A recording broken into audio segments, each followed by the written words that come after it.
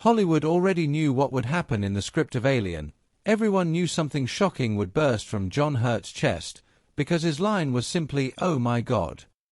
What no one expected, however, was that the film would transform a relatively unknown actress into one of the most iconic figures in science fiction. Before that happened, the studio had considered stars like Meryl Streep, believing audiences would never accept a woman fighting monsters on screen.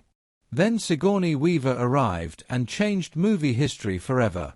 Yet after appearing in 4 Alien films, she eventually walked away from the franchise that made her famous.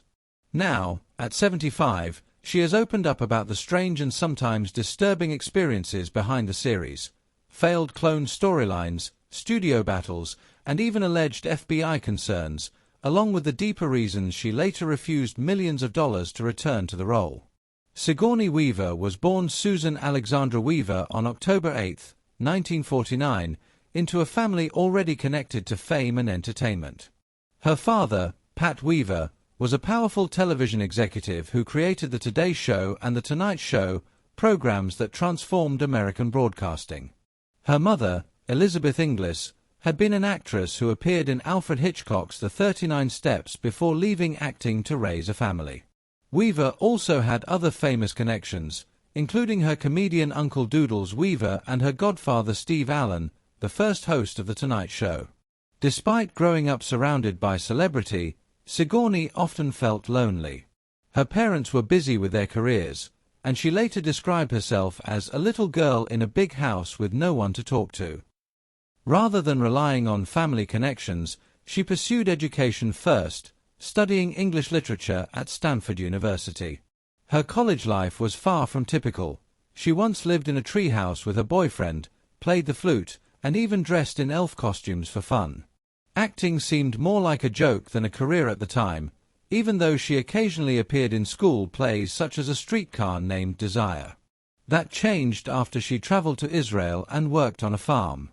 The experience made her realize how much she loved storytelling, prompting her to apply to the Yale School of Drama. Yale proved challenging. She studied alongside talented classmates like Meryl Streep, who often received the best roles, while Weaver was cast as older women despite being in her early 20s. Some professors doubted her abilities entirely. One reportedly told her she had no talent and should leave. Instead of quitting, the criticism fueled her determination.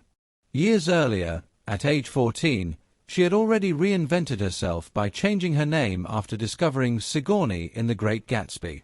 Tall for her age, already nearly 6 feet, she felt the name Susan didn't suit her. People teased her height, calling her the giant spider, but adopting the name Sigourney gave her confidence and a distinctive identity that later helped her stand out in Hollywood.